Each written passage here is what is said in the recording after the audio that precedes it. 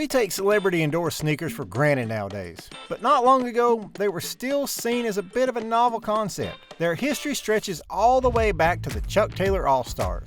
So how about we check out where they've come from since then? Let's dive into the impact of celebrity endorsements on sneaker culture. First up, we should talk about where it all began. The Chuck Taylor Converse All-Stars. Now, some of you might think of another shoe whenever celebrity endorsements are being discussed, but suffice it to say that Chuck Taylor was the first famous guy that allowed a company to stamp his name on their footwear. Across the Atlantic, a new German brand called Adidas took an unprecedented step when they approached Jesse Owens. This was back in 1936, and the approach was historic for several reasons. For starters, it was the first endorsement ever received by a black athlete, so it paved the way for a few other iconic endorsements that we'll get into later. The company's founder, Adi Dassler, was also being rather brave, since the Nazis were reaching the height of their power around this time, and seeking an endorsement from an African American wasn't something that Hitler's regime would have jived with.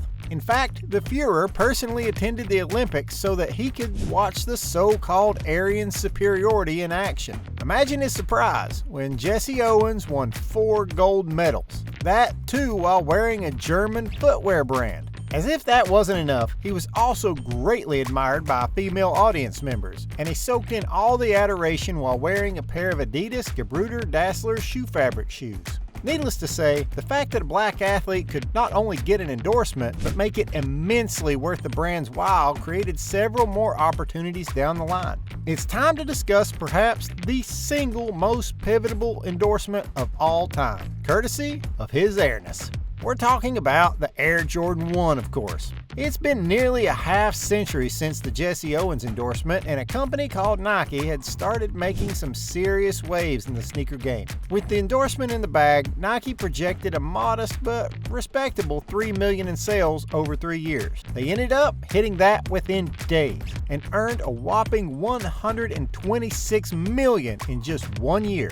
Not one to be left behind, Adidas worked with Run DMC to promote the Superstar. Their song, My Adidas, firmly placed the brand's name at the center of the zeitgeist in 1984, and the Superstar sneakers in particular became a hot favorite among rap fans across the nation. But we've already mentioned that in a previous video, and there are plenty more examples to talk about. Just a few years later, Reebok got a stunning endorsement from Dee Brown. If there's one name you can associate with the Reebok pump, it's Dee's. That's all because of how much he favored these shoes, and on the 9th of February 1991, he made himself and the pumps immeasurably famous during a dunk competition. Funnily enough, Brown was actually the shortest guy in attendance. That made him a definite underdog in a dunk competition, but in spite of that, or perhaps because of it, no one could have predicted what came next. He made 7 dunks in a row, and each time he slammed the ball into the basket, he followed it up by pumping his shoes.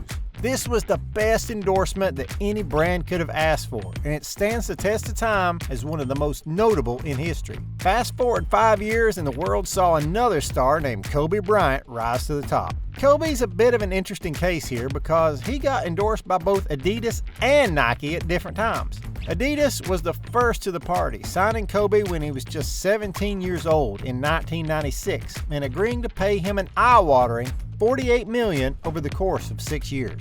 Something tells me Kobe didn't have a great experience with them though, cause he moved on to Nike as soon as the contract expired. 2 of the biggest successes to come out of Kobe's tenure with Nike was the revival of the uniquely designed Huarache series and the vibrant Hyperdunk collection, but Kobe's own signature series is also a sight to behold.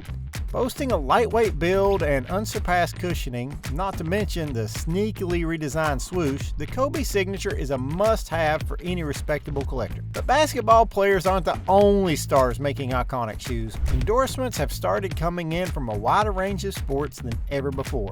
Lionel Messi's famed partnership with Adidas promoting the Sambas has led to the release of special versions of the shoes with the Argentinian colors. But perhaps even more staggering is Cristiano Ronaldo's partnership with Nike, which is worth an estimated $1 billion. On top of that, analysts say that Nike got off cheap, which just goes to show how valuable these deals can be. It's not just football either, with Roger Federer shocking everyone by leaving Nike behind and signing with a new brand called On. As ridiculous as it might sound to part ways with Nike, the new deal gave him 3% equity, which has brought him more money than we could imagine. Of course, it's not just athletes getting in on the action. In the 21st century, perhaps the most famous sneakers of all have been endorsed by musicians instead.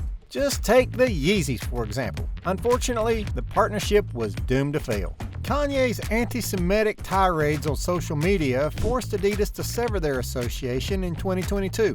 But even so, the shoes they made won't be forgotten anytime soon. Travis Scott ended up becoming his successor of sorts, thanks to a Nike partnership that capitalized on his growing fame. Look, if you're a serious sneaker collector, you've definitely at least tried to get your hands on some of Travis's signature pairs. The Travis Scott take on the Air Force One breathed new life into the silhouette. It was a collaborative tour de force that made sneaker endorsements cool again. But the hip-hop scene in general has become an important source of endorsements for the industry. They've also seen their fair share of upsets, like when Kendrick switched from Reebok to Nike. As his star rose, it just made more sense for him to work with a bigger brand. And he posted a photo wearing the Nike Cortez to make the announcement. Reebok still has some firepower though, with the likes of Cardi B sticking by them.